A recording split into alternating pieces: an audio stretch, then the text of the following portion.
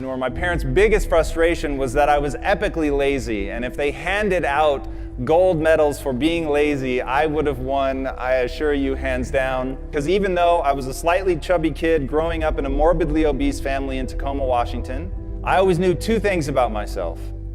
One day I was going to be rich, and I was going to have six-pack abs.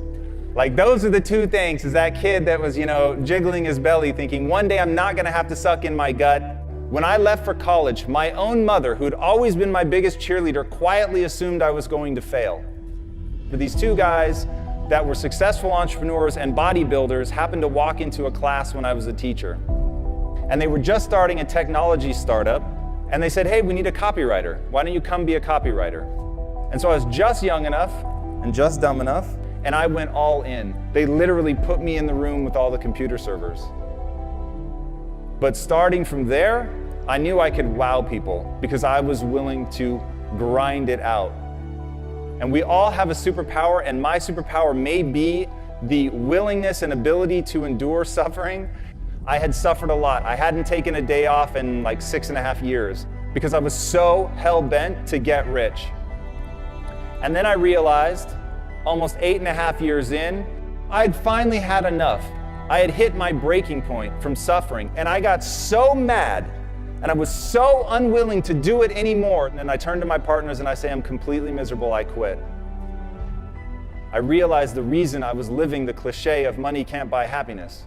Along the way, had become so myopically focused on this promise I'd made to myself as a kid that I never stopped to ask, why do I want to get rich? The questions you ask yourself will determine the course of your life. I had been asking myself, what do I need to do to get rich? And it left me really unhappy.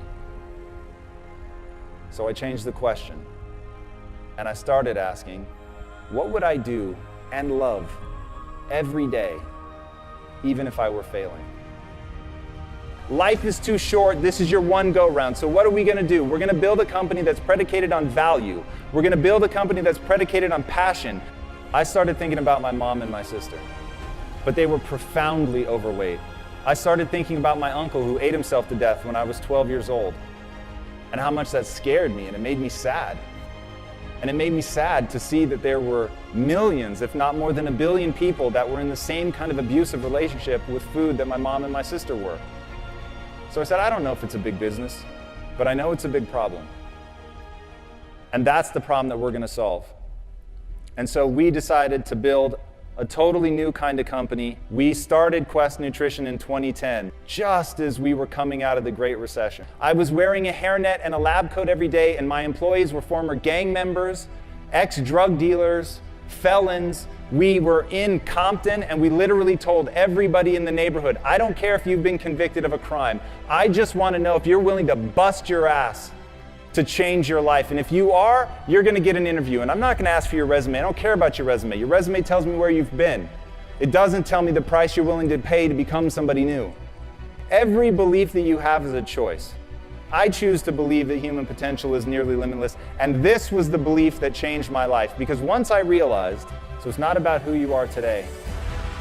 It's about who you want to become and the price you're willing to pay to get there. And I promise you, the day that you're willing to pay any price, you'll achieve what you want to achieve. If you truly believe that human potential is limitless, what do you want to become? And what price are you willing to pay to get there?